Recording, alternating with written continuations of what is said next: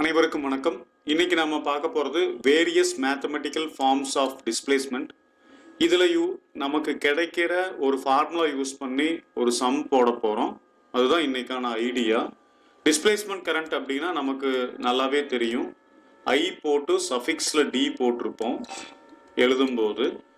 அதாவது charge move ஆகிறதுனால current கிடைக்கிறதுக்கு பதிலாக வேரி ஆகிற எலக்ட்ரிக் ஃபீல்டுனால ஆர் வேரி ஆகிற எலக்ட்ரிக் ஃப்ளக்ஸுனால நமக்கு கரண்ட் கிடைச்சதுன்னா அதைத்தான் டிஸ்பிளேஸ்மெண்ட் கரண்ட்னு சொல்கிறோம்.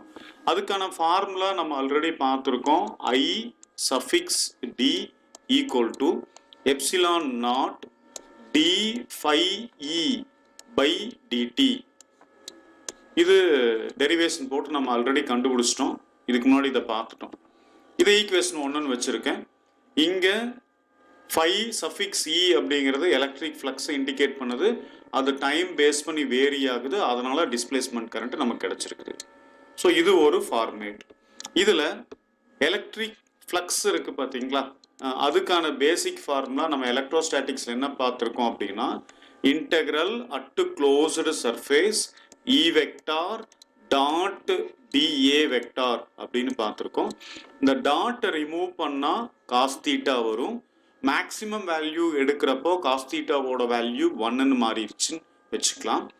அடுத்தது இன்டெக்ரல் டிஏவோட வேல்யூ, இன்டெகிரேஷனும் டிஃபரன்சியேஷனும் ஆப்போசிட் ப்ராசஸ், ஸோ கேன்சல். என்ன மட்டும் பேலன்ஸ் இருக்க போதுங்க, ஏ மட்டும் இருக்குது. இப்போ ஃப்ளக்ஸுக்கான ஃபார்முலாவை எப்படி எழுதிக்கலாம் அப்படின்னா, phi suffix E equal to electric field E into A அப்படின்னு வச்சுக்கலாம். இது நாம் இப்போ ஃப்ளக்ஸுக்கு பதிலாக ஈக்குவேஷன் 1ல சப்ஸ்டிட் பண்ண போகிறோம். இதில் ஈங்கிறத எதை இண்டிகேட் பண்ணுது, எலக்ட்ரிக் ஃபீல்டு. ரைட். இப்போ ஈக்குவேஷன் 1 என்னன்னு மாறுதுன்னு பாருங்க. Displacement current ID equal to epsilon not D by DT of EA. இதில் ஏரியா நான் வெளியே எடுத்து வச்சுக்கிற கான்ஸ்டன்ட். இப்போ எலக்ட்ரிக் ஃபீல்டு வேரி ஆகுது. அதுக்கான ஃபார்முலா எப்சிலான் நாட் ஏ வெளியே வந்தாச்சு. மீதி இருக்கிறது டி பை டிடி ஆஃப் இ, அதாவது டைம் வேரியிங் எலக்ட்ரிக் ஃபீல்டு. கரெக்டுங்களா? இதான் நாம் இங்கே டைட்டிலாக கொடுத்துருக்கோம். அதை கண்டுபிடிச்சாச்சு. ஸோ இதை ஈக்குவேஷன் 2ன்னு நான் வச்சுருக்கேன். ஓகே, அடுத்து இதை இன் டேர்ம்ஸ் ஆஃப் பொட்டன்ஷியல் மாற்ற போகிறோம். எலக்ட்ரிக் ஃபீல்டுக்கும் பொட்டன்ஷியலுக்கும் என்ன ரிலேஷன்ஷிப் அப்படின்னு நாம் யோசிச்சா, எலக்ட்ரோஸ்டாட்டிக்ஸில் நாம் என்ன பார்த்துருக்கோம் அப்படின்னா, DV equal to minus E DR அப்படின்னு பார்த்துருக்கோம். இது டிவிங்கிறது variation in potential, E electric field, டிஆருங்கிறது டிஸ்டன்ஸை இண்டிகேட் பண்ணுது. அப்போசிங் ஃபோர்ஸ் அங்கே இருக்குது அப்படின்னு காட்டுறதுக்காக, ஆப்போசிட் டைரக்ஷன் அப்படின்னு காட்டுறதுக்காக மைனஸ் சைன் இங்கே போட்டிருக்கோம். இதை சிம்பிளிஃபைடு ஃபார்மில் எழுதணும் அப்படின்னா V equal to E into T. இங்கே டிங்கிறது நான் டிஸ்டன்ஸ்னு எடுத்திருக்கிறேன். சரிங்களா? இதில் ஈக்கான ஃபார்முலாவை நான் ரெடி பண்ணுறேன். Electric field E equal to V by T. இதை செகண்ட் ஈக்குவேஷனில் இப்போ நாம் சப்ஸ்டிட் பண்ணலாம். இன்னொரு இன்ட்ரெஸ்டிங்கான விஷயம் என்னன்னா, இங்க இருக்கிற வி பை டி அப்படிங்கிறத பொட்டன்ஷியல் கிரேடியன்ட் அப்படின்னு படிக்கணுங்க. டிஸ்டன்ஸ் வேரியாக பொட்டன்ஷியல் சேஞ்ச் ஆகிறத கிரேடியன்ட் அப்படின்னு சொல்றத மீனிங்ல பொட்டன்ஷியல் கிரேடியன்ட்னு சொல்றாங்க. இப்போ நம்ம கண்டுபிடிச்சிருக்க ஈக்கான ஈக்குவேஷனை செகண்ட் ஈக்குவேஷன்ல சப்ஸ்டிட் பண்ணலாம். என்ன கிடைக்கும்னு பாருங்க. ID equal to epsilon not A D by DT of ஈக்கு பதிலாக என்ன சப்ஸ்டிட் பண்ண போகிறோம், V by D, potential by distance. இதில் டி கான்ஸ்டன்ட் வெளியே எடுத்து வச்சுக்கிறேன். ID equal to epsilon not A by D. டிங்கிறது இங்கே டிஸ்டன்ஸ் இண்டிகேட் பண்ணுது. அடுத்து இருக்கிறது D by DT of V, அதாவது டைம் வேரியிங் பொட்டன்ஷியல். சரிங்களா? டைமை பொறுத்து பொட்டன்ஷியல் மாறுது. இப்போ 3 டைட்டில் நம்ம இங்கே கொடுத்துருக்கோம். ஒன்று வந்து டைம் வேரியிங் எலக்ட்ரிக் ஃப்ளக்ஸ் அப்படின்னு கொடுத்துருக்கோம். அதுக்கு ஃபார்முலா ஈக்குவேஷன் 1ல இருக்குது. கரெக்டுங்களா? Okay. Next time varying electric ஃபீல்டுன்னு சொல்லியிருக்கிறோம். அதோட ஆன்சர் செகண்ட் ஈக்குவேஷன்ல இருக்குது. டைம் வேரியிங் எலக்ட்ரிக் பொட்டன்ஷியல் சொல்லியிருக்கோம். இப்போ அதோட ஆன்சர் இருக்கிறத ஈக்குவேஷன் 3ன்னு வச்சுக்கலாம். ஈக்குவேஷன் 3.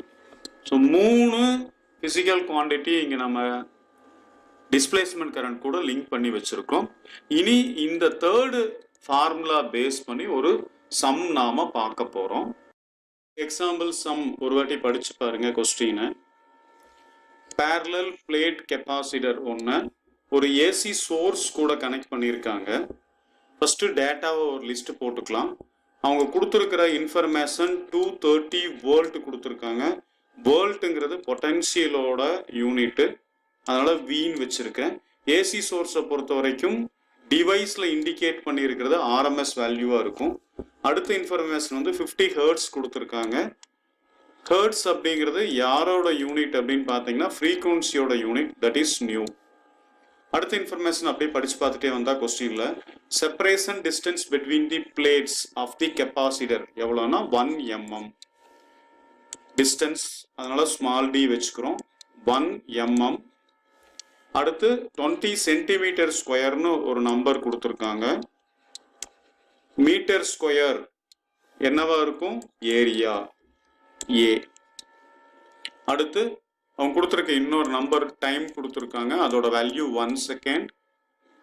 ஸ்மால் டைம் அப்படிங்கிறனால டிடின்னு கூட வச்சுக்கலாம். கண்டுபிடிக்க சொல்றது displacement current, that is I suffix D equal to what. ரொம்ப முக்கியமான விஷயம், கொடுத்துருக்கிற எல்லா குவான்டிட்டிஸும் SI யூனிட் சிஸ்டத்தை இருக்குதா அப்படின்னு பார்க்கணும். டிஸ்டன்ஸ் பாருங்க 1 mm கொடுத்துருக்காங்க. எம்னா மில்லி, மில்லிங்கிற அந்த இடத்துல நாம 10⁻³ பிளேஸ் பண்ணிக்கலாம் போதும். 1 × 10⁻³ மீட்டர். அடுத்து சென்டிமீட்டர் பாருங்க. சென்டிமீட்டர் அப்படின்னா சிக்கு பதிலாக 10⁻² போடணும் அப்படின்னு ஞாபகம் வச்சுக்கோங்க. சென்டிமீட்டர் ஸ்கொயர்னா 2 டைம்ஸ் வருது. So 10⁻⁴ metre square. இங்க என்ன ஆகுது? 20 × 10⁻⁴ மீட்டர் ஸ்கொயர். இப்போ நம்ம என்ன பண்ணிட்டோம் அப்படின்னா SI யூனிட் சிஸ்டத்துக்கு இதையே மாற்ற. டிஸ்பிளேஸ்மெண்ட் கரண்ட் கண்டுபிடிக்க சொல்லியிருக்காங்க. அதுக்கான formula I suffix A ε0/d dV/dt. இதுக்கான சொல்யூஷன் நான் 2 ஸ்டெப்பாக கொண்டு வர்றேன். ஃபர்ஸ்ட் இந்த A ε0d இருக்கு பார்த்தீங்களா, அதை வந்து கெப்பாசிட்டன்ஸ் சீன் வச்சு அதை ஃபர்ஸ்ட் கண்டுபிடிச்சுக்கிறேன். அப்புறம் கொண்டு போய் சப்ஸ்டிட் பண்ணலாம். C ஈக்குவல் டு A என்ன நாம கண்டுபிடிச்சோம்? 20 × 10⁻⁴. ε0 ஒரு கான்ஸ்டன்ட், அதோட வேல்யூ நமக்கு கண்டிப்பா தெரிஞ்சிருக்கணும். 8.854 × 10⁻⁻12 C² n⁻⁻1 m⁻⁻2. 1 mark question போடும் இந்த நம்பரும் இந்த யூனிட்டும். ரைட், இங்க ε0 சப்ஸ்டிட் பண்ணலாங்களா? 8.854 × 10⁻⁻12 டிவைடட் பை ஸ்மால் d யோட வேல்யூ 1 × 10⁻⁻3. இப்போ இதுல இருக்கிற 10 பவர்ஸ் மட்டும் ஃபாலோ பண்ணுவோம். இங்க 10⁻⁻4, இங்க 10⁻⁻12, டோட்டலா 10⁻⁻6. இங்க இருக்கிற 10⁻⁻3 மேல வந்தா +3, டோட்டலா -13 அப்படின்னு மாறிடுச்சுங்க. C ஈக்குவல் டு நம்பர் எழுதுறதுக்கு முன்னாடி நான் இந்த பவரை மட்டும் எழுதிட்டேன். அடுத்து நான் இப்போ இந்த 20ஐயும் 8.854ஐயும் மல்டிப்ளை பண்றேன். எனக்கு 177.08 அப்படின்னு கிடைக்குது. இதுல நான் என்ன அட்ஜஸ்ட் பண்ண போறேன் அப்படின்னா, இங்க இருக்கிற இந்த பாயிண்ட்டை மூவ் பண்ணி கொண்டு வர போறேன். எத்தனை டிஜிட் மூவ் பண்ண போறேன்? 2 டிஜிட் மூவ் பண்ண போறேன். அப்போ அது என்ன ஆகும்? 1.7708 × 10⁻+2 அப்படின்னு மாறிடும். கரெக்டுங்களா? இங்க இருக்கிற 10⁻+2வையும் இங்க இருக்கிற 13ஐயும் ஒன்னா ஜாயின் பண்ணிக்கலாம். அப்போ என்ன ஆகும்? 10⁻−11 மாறிடும். C ஈக்குவல் டு 1.77 0.8 கூட நெக்லெக்ட் பண்ணிக்கலாம் இன்டூ 10 பவர் மைனஸ் 11 ஃபேரட். எஃபோட வேல்யூ, எஃப்ங்கிறது ஃபேரட்டு, கெப்பாசிட்டன்ஸோட யூனிட்டு. இப்போ நாம கண்டுபிடிக்க போற ஃபார்முலால ஒரு பார்ட் நான் ரெடி பண்ணிட்டேன். அதாவது ஏ எப்சிலான் நாட் பை டி அதோட வேல்யூ ரெடி பண்ணியிருக்கேன். இனி டிவி பை டிடி கால்குலேட் பண்ணணும். அது எங்கேருந்து ஸ்டார்ட் பண்ணுறோம் அப்படின்னா, நாம் ஏசி ஆல்டர்னேட்டிவ் கரண்ட்டில் ஒரு ஃபார்முலா பார்த்துருப்போம். V equal to V max sine omega T. அந்த ஃபார்முலா தான் இனி யூஸ் பண்ண போகிறோம். இதில் வி மேக்ஸ் அப்படிங்கிறது மேக்ஸிமம் வோல்டேஜ் இண்டிகேட் பண்ணுது. இதை நாம் எங்கிருந்து கொண்டு வரணும் அப்படின்னு பார்த்தீங்கன்னா, V RMS equal to V max divided by √2 இந்த ஃபார்முலாலேருந்து கொண்டு வரணும். Vmax equal to VRMS into √2. இதில் VRMS ஓட வேல்யூ 230 வோல்ட், √2 வேல்யூ 1.414. மல்டிப்ளை பண்ணா Vmax equal to 325 வோல்ட் அப்படின்னு கிடைக்கும். அடுத்து அந்த ஃபார்முலால வர சைன் ஒமேகா டியில் இருக்கிற omega equal to 2 by nu. Nu நம்ம கிவன்ல இருக்குது 2 பை இன்டூ 50 அப்படின்னு நியூக்கு பதிலாக சப்ஸ்டிட் பண்ணிக்கலாம். 2 இன்டூ 50 எவ்வளோ? 100. இப்போ ஒமேகா ஈக்குவல் டு 100 பை அப்படின்னு கிடைச்சிருக்குது. ரைட், இப்போ விக்கான ஃபார்முலாக்கு வாங்க. V equal to V max எவ்வளோ? 325 சைன் ஒமேகாக்கு பதிலாக 100 பை டி அப்படின்னு சப்ஸ்டிட் பண்ணிக்கலாம். உண்மையில் நம்ம என்ன கண்டுபிடிக்கணும்? டிவி பை டிடி கண்டுபிடிக்கணும். டிவி பை டிடினா with respect to time differentiate பண்ணுறோம். பிக்கு பதிலாக 325 சைன் 100 பை டி அப்படின்னு வச்சுக்கலாங்க. இதில் 325 கான்ஸ்டன்ட் வெளியெடுத்து வச்சுக்கலாம், டிஃபரன்சியேட் பண்ண போகிறதுல. சைனுக்கு டிஃபரன்சியேட் பண்ணால் காஸ்ட்னு வரும். ஆனால் அந்த சைனுக்கு முன்னாடி ஒரு 100 பை இருக்குங்களா, இது முன்னாடி வந்துடும். என்ன ஆகும்? இந்த இடத்துல 100 பை, அதுக்கப்புறம் திருப்பியும் காஸ் 100 பை டி அப்படின்னு மாறிடும். இங்க மேக்ஸ் படி டிஃபரன்சியேட் பண்ணியிருக்கோம். வெறும் சைன் இருந்தா அதை காஸ் தீட்டான்னு மாத்திருக்கலாம். ஆனா இடையில ஒரு நம்பர் வந்துச்சு, அதனால அந்த நம்பர் ஒரு வாட்டி நாம முன்னாடி சப்ஸ்டிட் பண்ணியிருக்கோம். இது மேக்ஸ்ல நாம பார்த்துருக்கிறது. ரைட், இப்போ இன்னொரு விஷயம் மேக்ஸ்ல இருந்து நாம சொல்ல போறோம். என்ன அப்படின்னு பார்த்தீங்கன்னா, இந்த காஸ் 0வோட வேல்யூ எவ்வளோன்னு பார்த்தீங்கன்னா 1. காஸ் 360யோட வேல்யூ எவ்வளோன்னு பார்த்தீங்கன்னா அதுவும் 1 தான். ஏன்னா 0, 360 எல்லாம் ஒன்று தான். இந்த காஸ் 360யை நான் காஸ் 2 பைன்னு எழுதிக்கலாங்களா? அதுவும் 1 தான். இதே மாதிரி 2 பை, 4 பை, 6 பை இப்படி எழுதிட்டே போகலாம். காஸ் 100 பை வரும், அதுக்கும் ஆன்சர் வந்து 1 தான். இதை நம்ம இங்கே யூஸ் பண்ணிக்கலாங்களா? இந்த இடத்துல காஸ் 100 பை வர்ற இடத்துல 1ன்னு யூஸ் பண்ணிக்கலாம். அப்போ என்ன நடக்குது, என்ன கிடைக்குது நமக்கு? D V by d T equal to 325 into 100 by into 1 T அப்படின்னு கிடைக்குதுங்க. வெற்றிகரமாக நாம தேடி வந்த டிஸ்பிளேஸ்மெண்ட் கரண்ட்டுக்கான ஃபார்முலால செகண்ட் பார்ட்டும் கண்டுபிடிச்சாச்சு. இப்போ பாருங்க, டிஸ்பிளேஸ்மெண்ட் கரண்ட் ஐடிக்கான ஃபார்முலா என்ன? A epsilon not by D TV by DD.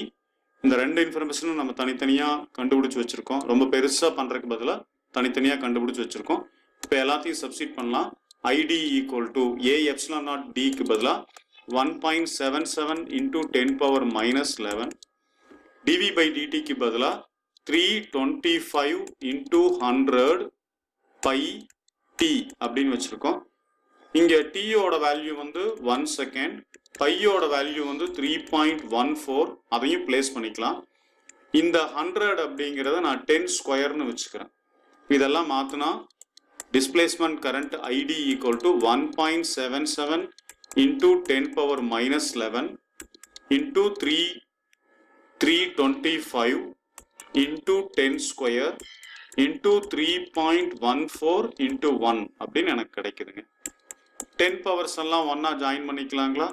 10⁻−1 + 2 எல்லாம் சேர்ந்து 10⁻−9 அப்படின்னு மாறிடுச்சுங்க. மீதி இருக்கிற நம்பர்ஸ் பாருங்க, 1.77 325 இன்டூ 3.14 அப்படின்னு இருக்குது. இது எல்லாத்தையும் நான் மல்டிப்ளை பண்ணிக்கிறேன். எனக்கு என்ன கிடைக்குதுன்னா 1806 அப்படின்னு கிடைக்குதுங்க இன்டூ 10⁻−9. இதுல பாயிண்ட் எங்க இருக்குன்னா இந்த இடத்துல இருக்குது. நான் இதை மூவ் பண்றேன், 1 2 3 டிஜிட்ஸ் மூவ் பண்றேன். அப்போ 1.806 இன்டூ 10⁻+3 அப்படின்னு கிடைக்கும். ஏற்கனவே 10 பவர் வந்து ஒரு -9 இருக்குது. இது எல்லாம் ஒன்னா சேர்ந்து இங்க என்ன கிடைக்கும் அப்படின்னா displacement current equal to 1.806 into 10⁻−6 அப்படின்னு கிடைக்கும். கரண்டோட யூனிட் வந்து ஆம்பியர், அதை நாம போட்டுக்கலாம். 10⁻−6னா மைக்ரோன்னு நமக்கு தெரியும். அதையும் பிளேஸ் பண்ணணும் அப்படின்னா displacement current equal to 1.806 micro ampere அப்படின்னு நமக்கு ஆன்சர் கிடைக்கும். இதுதான் நாம தேடி வந்த ரிசல்ட். ஆன்சர் யூனிட்டோட இருக்கா அப்படின்னு ஒரு வாட்டி செக் பண்ணிக்கணும்.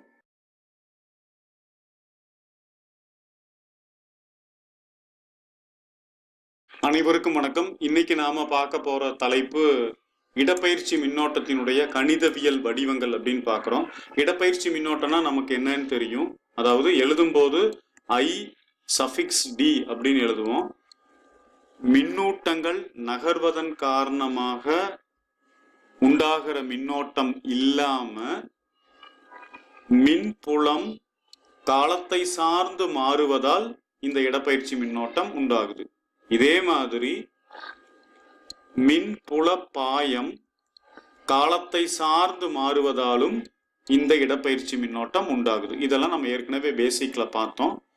அந்த டைம் நாம ஒரு டெரிவேஷன் போட்டு ஒரு ஆன்சர் கண்டுபிடிச்சோம் இடப்பெயர்ச்சி மின்னோட்டத்துக்கு. அதுக்கான சமன்பாடு I∪D equal to ε0 d∅e divided by dt அப்படின்னு பார்த்தோம். இந்த சமன்பாட்டில் யார் இருக்காங்கன்னு பாருங்க. ∅e இருக்குது. ∅ங்கிறது மின்புல பாயம். இது மின்புலமா காந்த புலமா அப்படின்னு வித்தியாசப்படுத்தி காமிக்கிறதுக்காக இந்த இடத்துல கேபிட்டல் E போட்டிருக்காங்க. இதுதான் இங்க இருக்கிற தலைப்புக்கான ஃபார்முலா. காலத்தை பொறுத்து மாறுபடும் மின்புலம். அதை வச்சு இடப்பெயர்ச்சி மின்னோட்டம் சமன்பாடு 1ல நம்ம கிட்ட இருக்குது. இதுல மின்புல பாயத்திற்கான சமன்பாட்டை நாம எடுத்தோம் அப்படின்னா நிலைமின்னில ஏற்கனவே இந்த ஃபார்முலா பார்த்துருக்கோம். என்ன சொல்லுது? இன்டெக்ரல் அட் க்ளோஸ்டு சர்ஃபேஸ், மூடப்பட்ட ஒரு பரப்புக்குள்ளார தொகையீடு செய்யும் போது E vector dot dA vector அப்படின்னு நாம பார்த்திருப்போம். இதுல E மின்புலம், dAங்கிறது பரப்பு. நாம dAவை இன்டெக்ரல் தொகையீடு செய்யும் போது அது ஏன் மாறிடும். இப்போ இந்த ஃபார்முலா என்னன்னு இருக்கும்? ∅e ஈக்குவல் டு EA அப்படின்னு மாறிடும். கரெக்டுங்களா? ஃபர்ஸ்ட் சமன்பாட்டில் நாம ∅க்கு பதிலாக EAன்னு சப்ஸ்டிட் பண்ணலாமா? அப்படி சப்ஸ்டிட் பண்ணா நமக்கு என்ன கிடைக்கும்? ID equal to ε0 d/dt of EA அப்படின்னு கிடைக்கும். இதுல இந்த பரப்பு ஏங்கிறத நான் மாறிலின்னு வச்சுக்கிறேன். அதனால அதை வகையீடு செய்யாம வெளியெடுத்து வச்சுக்கலாம். அதனால எனக்கு என்ன கிடைக்குது? இடப்பெயர்ச்சி மின்னோட்டம் ஈக்குவல் டு ε0 A dE/dt. ஈங்கிறது என்ன? மின்புலம். பை டிடின்னு போட்டா என்ன அர்த்தம்? காலத்தை பொறுத்து மாறுது. அதாவது நேரத்தை பொறுத்து மாறும் மின்புலத்தை சார்ந்து இடப்பெயர்ச்சி மின்னோட்டம் எப்படி இருக்குது அப்படிங்கிறத இந்த ஃபார்முலா நமக்கு தர்றது. இதை சமன்பாடு 2ன்னு வச்சுக்கிறேன். அடுத்தது இங்க இருக்கிற மின்புலத்துக்கு பதிலா மின்னழுத்தத்தை சப்ஸ்டிட் பண்ண போறேன். இவங்க ரெண்டு பேர்த்துக்கு என்ன சம்பந்தம் இருக்குன்னு பாத்தீங்கன்னா dV = -ER. இது நாம நிலைமின்னியல்ல பார்த்த சமன்பாடு. இதுல Vங்கிறது மின்னழுத்தம், E என்பது மின்புலம், dr என்பது தொலைவு, அதை நான் dன்னு வச்சுக்கிறேன். இதுல இருந்து ஈக்கான சமன்பாடு சொல்லலாமா? E = V/d. இந்த மாதிரி Vங்கிற மின்னழுத்தத்தை தொலைவால வகுத்தா அதை மின்னழுத்த சரிவுன்னு படிக்கணும். சரிங்க. சமன்பாடு 2ல இந்த கேபிட்டல் ஈக்கான மதிப்பை நாம சப்ஸ்டிட் பண்ணலாங்களா? அப்படி சப்ஸ்டிட் பண்ணா எனக்கு என்ன கிடைக்குதுன்னு பாருங்க. ID = ε0A d/dt. கேபிட்டல் ஈக்கு பதிலா V/d. இதுல d என்பது தொலைவு, அதை வெளியே எடுத்து வச்சுக்கலாம். ID = A ε0, திருப்பி வச்சிருக்கேன், அவ்வளவுதான். A ε0 by small d dV/dt. இது நான் தேடி வந்த இன்னொரு சமன்பாடு. அதனால ஈக்குவேஷன் 3ன்னு வச்சுக்கிறேன். என்ன ஸ்பெஷல் இதுல? மின்னழுத்தம் நேரத்தை பொறுத்து மாறுபடுது. அதை பயன்படுத்தி நான் இடப்பெயர்ச்சி மின்னோட்டம் கண்டுபிடிச்சிருக்கேன். இந்த 3வது சமன்பாடை வச்சு நாம ஒரு கணக்கு பார்க்க போறோம். இப்ப இவங்க கொடுத்திருக்கிற இந்த எடுத்துக்காட்டு கணக்கு பாருங்க. அதுல ஃபர்ஸ்ட் இருக்கிற தகவல் 230 வோல்ட் RMS மதிப்பும் 50 ஹெர்ட்ஸ் அதிர்வெண்ணும் கொண்ட ஒரு மாறுதிசை மின்னழுத்த மூலம். மாறுதிசை மின்னழுத்த மூலம்னா AC மின் மூலம்னு சொல்றாங்க பாருங்க, அதுதான். இந்த தகவலை ஃபர்ஸ்ட் எடுத்து எழுதிக்கலாம். சம் போடுறதுக்கு முன்னாடி கொடுத்துருக்கிற தகவல் மாதிரி எழுதிக்கிறோம். என்ன சொல்றாங்க? 230 வோல்ட்டா? வோல்ட் என்பது எதனுடைய அலகுன்னு பார்த்தீங்கன்னா மின்னழுத்தத்தினுடைய அலகு. மாறுதிசையில வர்றது எப்பவுமே RMS மதிப்பா இருக்கும். அதையும் இங்க எடுத்து எழுதிக்கிறோம். அடுத்து அவங்க கொடுத்துருக்கிற தகவல் 50 ஹெர்ட்ஸ்ன்னு கொடுத்துருக்காங்க. ஹெர்ட்ஸ் என்பது எதனுடைய அலகுன்னு பார்த்தீங்கன்னா அதிர்வெண்ணினுடைய அலகு, அதாவது நியூ. எடுத்து எழுதியாச்சுங்களா? மீண்டும் படிச்சு பார்ப்போம். இது மாதிரி ஒரு மின்தேக்கி, இந்த AC மின்னழுத்த மூலத்தோடு ஒரு மின்தேக்கியை இணைச்சிருக்காங்க. மின்தேக்கியின் தட்டுகளுக்கு இடையே உள்ள தொலைவு 1 mm. தொலைவுங்கிறத நாம ஸ்மால் d அப்படின்னு பயன்படுத்துறோம். அதை எடுத்து எழுதிக்கலாம். Small d = 1 mm. அடுத்து கொடுத்துருக்கிற விஷயம் என்ன அப்படின்னா பரப்பு 20 சென்டிமீட்டர் ஸ்கொயர்னு கொடுத்துருக்காங்க. பரப்புக்கு நாம ஏங்கிற வார்த்தையை பயன்படுத்திக்கலாம். அடுத்து கொடுத்துருக்கிறது நேரம் கொடுத்துருக்காங்க. T = 1 செகண்ட் அப்படின்னு கொடுத்துருக்காங்க. அந்த தகவலையும் எடுத்து எழுதியாச்சு. என்ன கண்டுபிடிக்க சொல்லியிருக்காங்க? இடப்பெயர்ச்சி மின்னோட்டம் கண்டுபிடிக்க சொல்லியிருக்காங்க. I/d அப்படின்னு எழுதிச்சு = கொஸ்டின் மார்க் போட்டிருக்கோம். கொஸ்டின் படிச்சு பார்த்தோம், தகவலை எடுத்து எழுதியிருக்கோம். இன்னொரு முக்கியமான வேலை இருக்கு. என்னன்னா கொடுத்துருக்கிற தகவல் எல்லாம் SI அலகு முறையில் இருக்கா அப்படின்னு பார்க்கணும். இங்க 1 mm கொடுத்துருக்காங்க. மில்லி அப்படின்னா நாம 10⁻³ அப்படின்னு தெரிஞ்சு வச்சிருக்கணும். அதனால இங்க இருக்கிற எம்முக்கு பதிலாக நான் 10⁻⁻ மீட்டர் அப்படியே வச்சாச்சு. அதனால என்ன ஆகுது? 1 × 10⁻³ மீட்டர் அப்படின்னு எனக்கு கிடைச்சிருச்சு. அடுத்தது வாங்க, ஏரியாக்கு பரப்பு 20 × சென்டிமீட்டர் ஸ்கொயர். சென்டிமீட்டர் அப்படின்னா 2, சரிங்களா? 10⁻² மீட்டர். சென்டிமீட்டர் ஸ்கொயரா இருந்தா வச்சுக்கோங்க. அப்போ 10⁻⁻4 மீட்டர் நமக்கு கிடைக்குது. இப்போ 20 × 10⁻⁻4 மீட்டர் ஸ்கொயர். இதுதான் நம்ம கிட்ட இருக்கிற தகவல். இனி இதையெல்லாம் சம்பந்தப்படுத்தி நமக்கு என்ன ஃபார்முலா தெரியும் அப்படின்னு நாம யோசனை சமன்பாடு I/d = A ε0/d dV/dt. இதுல நான் கொஞ்சமா சம் போடுறதுக்கு ட்ரை பண்றேன். ஃபர்ஸ்ட் நான் எடுத்துக்கிறது A ε0/d அப்படின்னு எடுத்திருக்கேன்.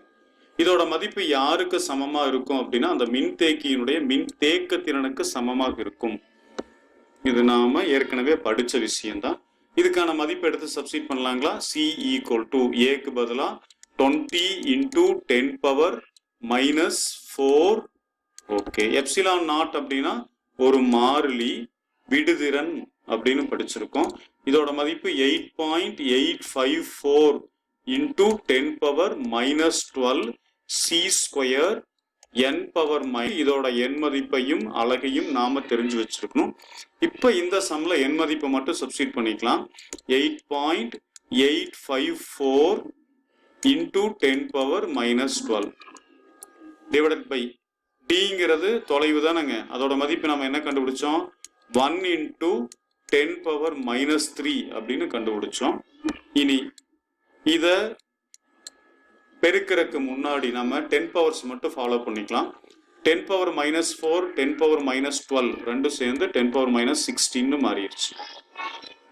அடுத்தது கீழே இருக்கிற இந்த 10 மேல வந்துச்சுன்னா பிளஸ் 3 மாறிடும்.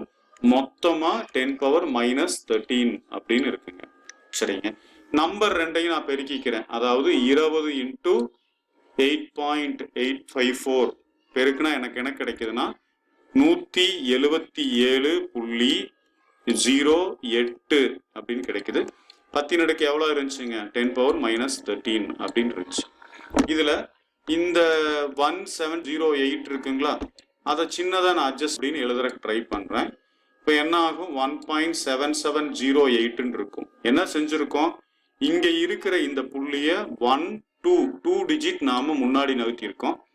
அதனால இன்டூ 10 பவர் பிளஸ் 2 அப்படின்னு நான் போட்டுக்கிறேன். ஏற்கனவே அங்க என்ன இருக்குது? 10 பவர் மைனஸ் 13 இருக்குது. இது ரெண்டையும் ஒன்னா சேர்த்திக்கலாங்களா? அப்ப என்னவா மாறும்? பவர் மைனஸ் 11 மாறிக்கும். அதாவது C equal to 1.77 into 10 power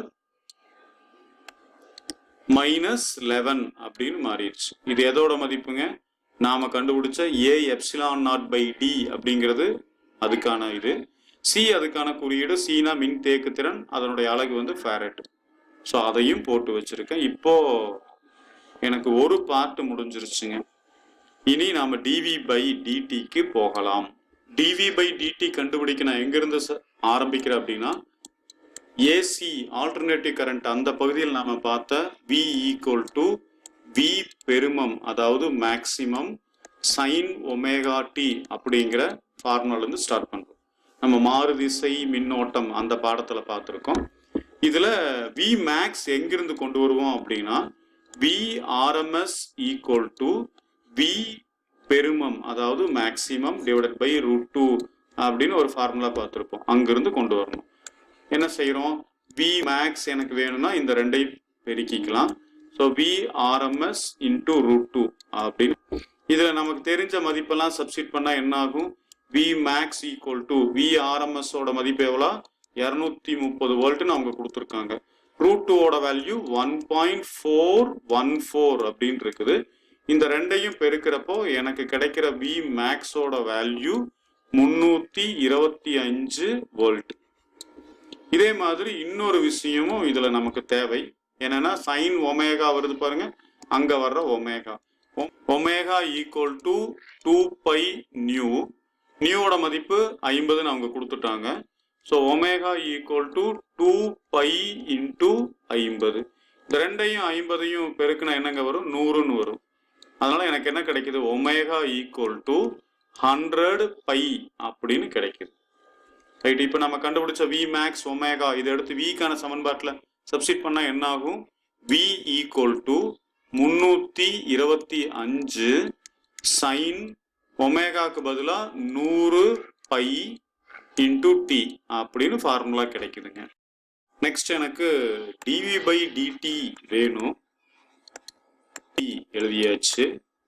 Vக்கு பதிலா 325 சைன் 100 பை டி அப்படின்னு எழுதியிருக்கோம்.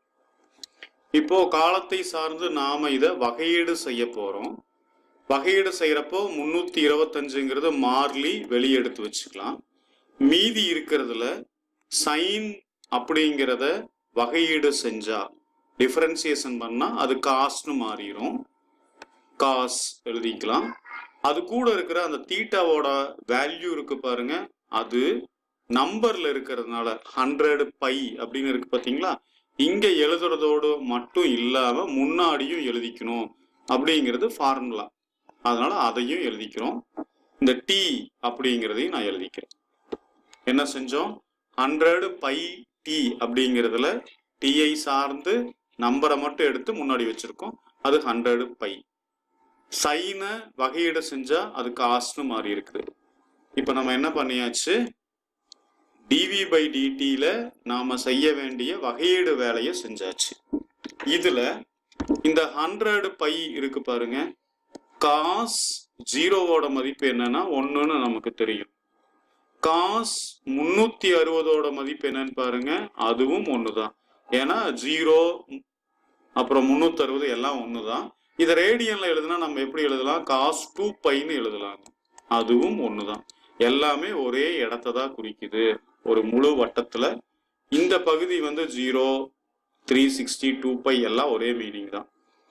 இதே மாதிரி 4 பை 6 பை இப்படியே போட்டுக்கிட்டே வந்தா அது எல்லாமே 1ன்னு மாறிடும். சேம் அதே ஸ்டைல்ல யோசிச்சா 100 பையோட மதிப்பு என்னன்னு இருக்குங்க, 1ன்னு இருக்கும். சரிங்களா? அப்ப இந்த இடத்த 1ன்னு மாத்திக்கலாமா? எனக்கு என்ன கிடைக்குது, dv by dt equal to 325 into 100 pi into 1 into t அப்படின்னு கிடைக்குதுங்க. இது dv by dt-க்கான சமன்பாடு. இந்த கொஸ்டின்ல நம்ம கிட்ட என்ன கேட்டாங்க, இடப்பெயர்ச்சி மின்னோட்டங்கிற ஐடி கேட்டாங்க. அதுக்கான formula I D equal to A epsilon not by D TV by DD. இந்த ரெண்டுக்குமான பார்ட்டை நம்ம தனியாக கண்டுபிடிச்சாச்சு. இப்போ சப்ஸ்டிட் பண்ணிக்கலாங்க. I D equal to A epsilon not by D, அதுக்கு பதிலாக 1.77 இன்டூ 10⁻⁻11 அப்படின்னு வச்சிருக்கேன். டிவி பை டிடிக்கு பதிலாக 325 இன்டூ 100 பை இன்டூ டி அப்படின்னு இருக்குங்க. இதுல டீயோட மதிப்பு வந்து 1 செகண்டு, பையோட மதிப்பு நமக்கு தெரியும் 3.14 அப்படின்ட்டு. 100 அப்படிங்கிறத நான் 10 ஸ்கொயர்னு எழுதிக்கிறேங்க. இதெல்லாம் சப்ஸ்டிட் பண்ணா எனக்கு என்ன கிடைக்குது அப்படின்னா, I suffix d equal to 1.77 into 10⁻11 into 325 into 10 square into 3.14 into 1. இப்போ 10 பவர்ஸ் மட்டும் பாருங்க, 10⁻⁻11 plus 2 ரெண்டு சேர்ந்தா 10⁻⁻9ன்னு மாறிடும். சரிங்களா? அடுத்தது இங்க இருக்கிற இந்த நம்பர்ஸ் எல்லாத்தையும் நான் பெருக்கிக்கிறேன்.